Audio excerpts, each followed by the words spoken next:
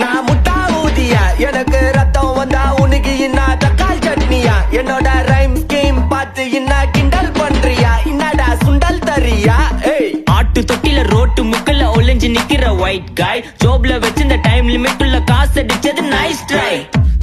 nice try